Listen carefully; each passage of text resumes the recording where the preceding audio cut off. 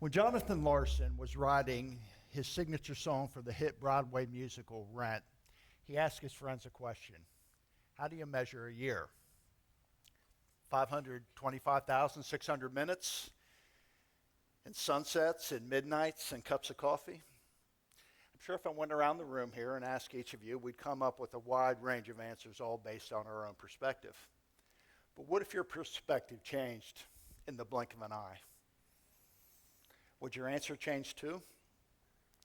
My talk today is as much about that as it is anything else. See, my wife, Nina, and I are members of a very exclusive club. It's a club no one joins voluntarily because the initiation fee is much too high. We are parents who have lost a child. At 3:58 a.m. on July 25th, 2009, I stood at the front door of my house while a Florida highway patrolman looked me in the eye, and without him saying a word, I knew my life would never be the same. Julia Vatter, my 18-year-old daughter, was killed in a car accident. What do you do with that? Tears? Yes. Guilt? Yes. Anger? Yes. Hopelessness? Absolutely. But in our case, well, actually the truth is all of these things rolled into one. But in our case, we also discover what community is about, especially the theater community. Julie's accident happened during the run of Oklahoma, where she was stage manager in this very theater. In Broadway tradition, they dimmed the lights out front to signify her passing. But then her friends did something else, something unexpected. At her memorial service, they revealed there was a chair backstage, a chair for Julia. See, in their minds, she was still part of the show. The next show, they placed another chair backstage. This time, they decorated it. And then the show after that. And then they spread the word to other theaters until there's been a Julia's chair in over 75 theaters across the country, from Florida to Washington State, California, Pennsylvania, North Carolina, Illinois, New Jersey, internationally in England and Australia.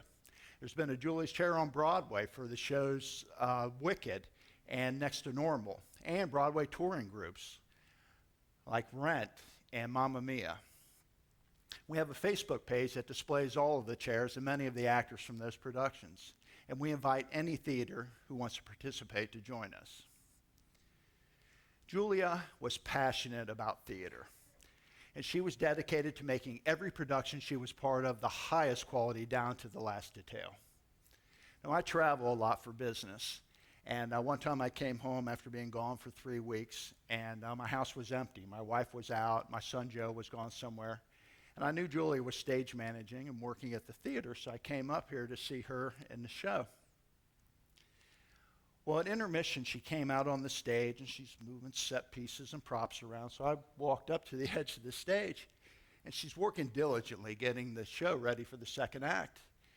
But then she disappears backstage without so much as a glance. So I went back to my seat, and I watched the rest of the show. And then later in the lobby, she came up, and she gave me a hug. And she said, "What were you doing standing at the edge of the stage?" And I said, well, Julia, I haven't seen you for 3 weeks. I thought I might say hello. And she looked at me and promptly said, "Dad, I cannot break the fourth wall." For those of you who don't know, the fourth wall is an invisible barrier that separates the stage from the audience. And even though we are a small theater in a small town, Julia did not want to compromise the audience experience or lower her standard of excellence. Not even for her dear old dad. Now, the concept, in 2006, on Julia's MySpace page, there is an original quote where Julia said, "A bare stage is a sad thing, but it can give birth to so many new beginnings. It's hopeful, it's optimistic, it's full of endless possibilities." That is how Julia viewed and lived her life.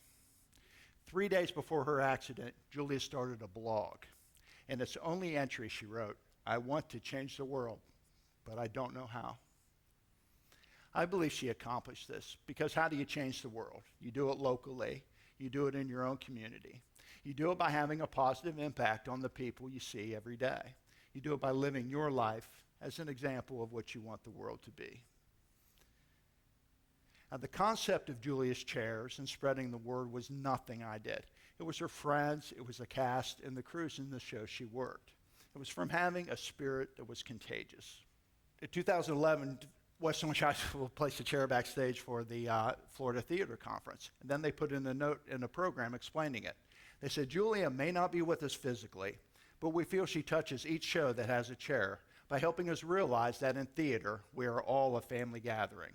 And this art form that we dearly love, like the lives of every individual, is only here for a brief moment, and it too becomes a memory. Now, accepting the fact someone you love is now a memory is not an easy thing. But leaving the world with a legacy that makes them proud to have been part of your life is a gift. Julia gave us that gift. Now, many of us will continue to struggle with acceptance or search for answers as to why an 18-year-old, so full of hope, so full of promise, so full of life, can be taken from us. But we can still accept Julia's gift. And we can look to a Julia's chair as a way to signify that life is really just made up of seemingly insignificant moments, unimportant in themselves, but when put together can have a long and everlasting effect. I open my remarks with a quote from Julia's favorite musical, Rent, so I'll close the same way. In it, Jonathan Larson asked another question. How do you measure the life of a woman or a man? And again, if we went around the room, I'm sure we would come up with a wide range of answers. But from my perspective, our value on this earth cannot be measured in time. And maybe, just maybe, a life should be measured in love. I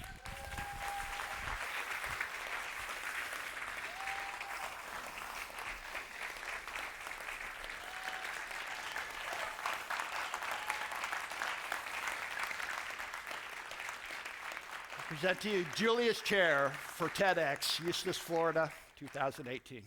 Thank you.